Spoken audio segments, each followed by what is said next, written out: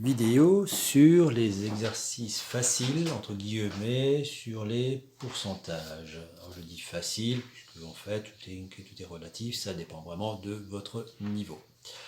Premier exercice, dans un collège de 623 élèves, il y a 423 demi-pensionnaires et on aimerait savoir quel pourcentage représente ces demi-pensionnaires.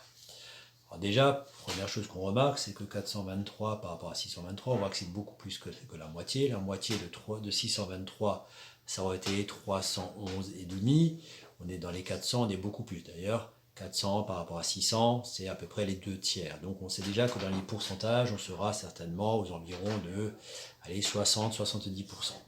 On va faire les calculs. Alors, pour faire ces calculs, il y a plusieurs façons de faire. On peut faire cela comme en cinquième, puisque ce que vous avez appris en cinquième restera toujours valable. Mais bien sûr, au fur et à mesure que vous avancerez, il pourrait être souhaitable que vous gagniez du temps en vous montrant plus efficace et en utilisant peut-être les nouvelles méthodes vues en troisième. Et si je le fais comme en cinquième, pardon, selon l'élève, il y a des élèves qui l'auraient représenté sous forme de tableau, c'est-à-dire qu'est-ce qu'ils auraient fait? Ils auraient regardé tous les élèves, ils auraient regardé les demi-pensionnaires, combien est-ce qu'ils sont. On vous dit que tous les élèves, c'est 623 élèves, les demi-pensionnaires, c'est 423. Ils auraient dit, tous les élèves, ça représente 100%, et donc ils auraient fait le produit en croix, 423 fois 100 divisé par 623, et puis ils auraient trouvé, pas tout à fait 68%, ils auraient trouvé 67,9% si on arrondit. Cette méthode reste parfaitement valable, bien sûr, c'est niveau 5e, mais on a le droit de le faire. En 5e, il y avait des élèves qui utilisaient, pour calculer un pourcentage, ils utilisaient une formule que je vais vous réécrire ici. Alors, elle n'était peut-être pas présentée comme cela chez vous, mais en tout cas, elle voulait dire ceci, à savoir qu'un pourcentage, pour calculer combien ça fait en pourcentage, on prenait la petite partie. Alors quand je dis la petite partie, c'est-à-dire c'est la partie qui nous intéresse. Ici, en l'occurrence, c'est les demi-pensionnaires. On divisait par tout le monde, c'est-à-dire par tout. C'est ce qui faisait la totalité des choses, et on multipliait par 100 pour transformer cela en pourcentage. Et donc l'élève de 5e, qu'est-ce qu'il faisait? Il prenait la petite partie qui représentait 423 élèves, il divisait par tous les élèves du collège qui étaient 623 élèves, il faisait x 100 et il trouvait, comme avant, à la calculatrice, environ 67,9%. Donc ça aussi, ça reste encore valable. Par contre, en troisième, on peut gagner un petit peu de temps. Quoique cette méthode-là, elle reste quand même très rapide. On peut simplement dire que sur 623 élèves, il y en a 423 qui sont demi-pensionnaires. C'est exactement ce que je vais écrire. Je vais dire qu'il y a 423 élèves qui sont demi-pensionnaires sur 623. Et si on effectue cela à la calculatrice, on va trouver que ça fait environ 0,67,9. Voilà. Et ce nombre-là, comme on l'avait vu dans la leçon, on peut le retransformer en pourcentage. Pour ce faire, on bouge la virgule de 2 rangs et on dit que ça fait 67,9%. Dans les trois méthodes, on trouve la même réponse, 67,9%. À vous de voir quelle méthode vous convient le mieux. Une méthode rapide ou au contraire une méthode peut-être plus rassurante mais qui est plus lente. Deuxième exercice, on a un groupe de 3550 personnes et il y a 24% de ces personnes-là qui sont chauves. On aimerait savoir combien est-ce qu'il y a de chauves dans ce groupe. En cinquième, pareil, on pourrait faire avec un tableau de proportionnalité. En cinquième, il y avait des élèves qui savaient parfaitement bien faire ce genre de choses-là. Ils disaient, pour faire ce genre de calcul, on fait 3550 fois 25 divisé par 100. Ils ont l'habitude de le faire et ils trouvaient le bon résultat. Ça reste valable si vous faites cela dans un brevet ou dans une évaluation de troisième, ça on vous comptera juste. Par contre, on peut également le faire autrement. On peut se dire simplement que 24%, ça fait, si vous vous souvenez bien, c'est l'équivalent de 24 centièmes. Ça, je ne suis pas censé l'écrire, ça doit se passer dans ma tête. Et ça fait donc 0,24, c'est-à-dire je bouge la virgule de 2 rangs.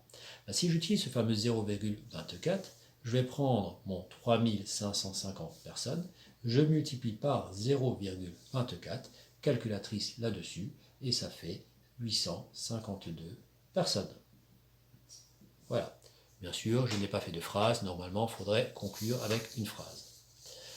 Dans une ville où il y avait 365 000 habitants en 1990, on est passé en 2010 à 13% d'habitants en plus. On aimerait savoir en 2010 combien est-ce qu'il y avait d'habitants. Donc, en cinquième, comment vous faisiez ceci? Vous calculiez 13% de de 365 000 habitants. Et cette réponse-là, vous la rajoutiez à ce nombre-là. C'est-à-dire vous calculiez d'abord l'augmentation et après vous le rajoutiez au nombre initial. Ça reste valable, il n'y a pas de souci. On peut le faire tout à fait autrement, de façon un petit peu plus rapide. Mais on peut se dire simplement que si ça a augmenté de 13%, en 1990 on avait 100% des habitants, ben en 2010 on aura 113% d'habitants.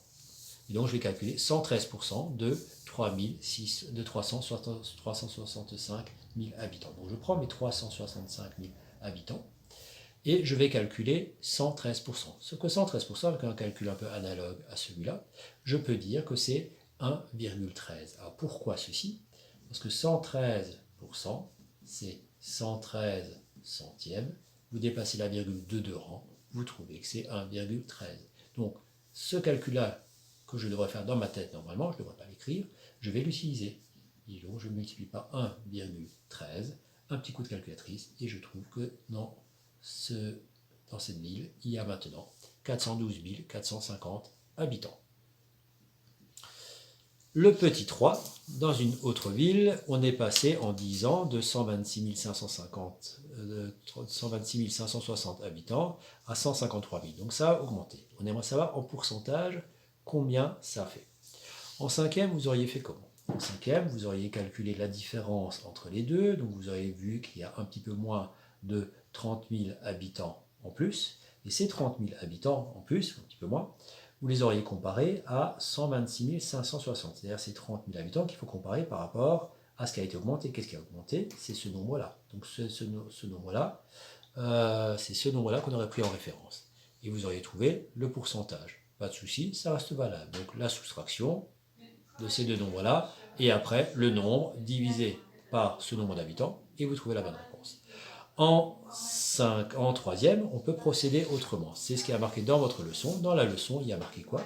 Dans la leçon, il y a marqué qu'on peut toujours faire le nouveau divisé par l'ancien. Ce sera toujours le nouveau divisé par l'ancien. Ce ne sera jamais l'ancien divisé par le nouveau pour ce genre de choses.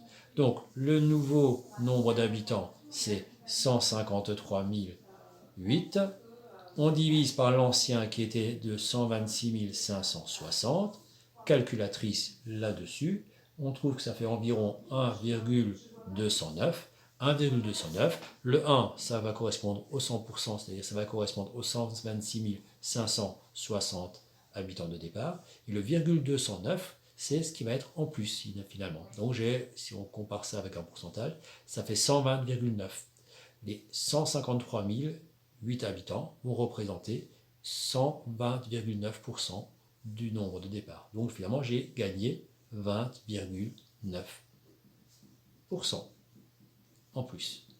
Voilà ce que j'ai gagné. Donc toujours le nouveau divisé par l'ancien et vous trouvez l'augmentation. Le numéro 5, il y avait une région qui avait donc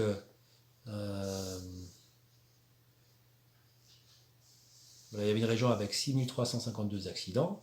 On est passé en quelques années de 6352 accidents à une baisse de 27%. Donc on aimerait savoir combien d'accidents est-ce qu'il y avait en 2015. Je vais faire comme d'habitude, comme en cinquième. Alors comment vous auriez fait en cinquième? En cinquième, vous auriez calculé 27% de ceci. Et la réponse, vous auriez fait 6352 moins 27. Pas de souci, c'est juste, vous l'aurez fait en deux étapes. L'idée, c'est de se dire que puisqu'il y a une baisse de 27%, finalement, donc j'ai 27% d'accidents en moins, ça veut quand même me dire qu'il va me rester par contre 73% des accidents. Et donc je vais pas, puisqu'on me demande combien est-ce qu'il y a d'accidents qui restent, je ne vais pas calculer ce que je n'ai plus, je vais calculer ce que j'ai encore. Donc je vais calculer 73% de 6352. Et 73%, vous savez maintenant qu'on va faire multiplier par 0,73, un petit coup de calculatrice, et comme on me dit que c'est du environ, il va peut-être falloir que j'arrondisse, fois 0,75 égale, voilà, effectivement, c'est 4762,5 accidents. Je vais l'arrondir à 4763 accidents. Voilà. Donc c'est un petit peu plus rapide, j'ai calculé les 73% restants. Le dernier exercice, dans une autre région, on est passé de 7523 accidents à 5321. Donc là, ça a également baissé, mais on ne me dit pas combien de pourcents c'est. Ben, je vais utiliser la même formule qu'ici, puisque je vais faire ça comme en troisième. En cinquième, vous auriez fait comment? Vous auriez calculé combien d'accidents on a en moins, c'est un petit peu plus de 2000 accidents en moins, et ces 2000 et quelques accidents qu'il y a eu en moins, vous les auriez comparés au nombre de départ, c'est-à-dire par rapport à 7527. Donc vous auriez calculé 2000 et quelques par rapport à 7523, quel pourcentage ça aurait fait? Ça reste valable, pas de souci. Je vais procéder avec cette formule-là. Donc le nouveau divisé par l'ancien, le nouveau nombre d'accidents, c'est 5321. Je divise par 7523, calculatrice, et je trouve que ça fait environ 0,707. Ça veut dire quoi? Ça veut dire qu'en fait, ça, c'est 70,7%. Les 5321 accidents qui restent représentent 70,7% des accidents qu'il y avait au départ. Ça veut dire quoi? Ça veut dire qu'il va me manquer presque 30% d'accidents. Et c'est une bonne chose, ce sont des accidents qui en moins. Donc on peut dire qu'il y a une baisse de 29,3%. Alors comment on trouve le 29,3? Vous faites 100% moins 70,7 et vous trouvez ce fameux 29,3%.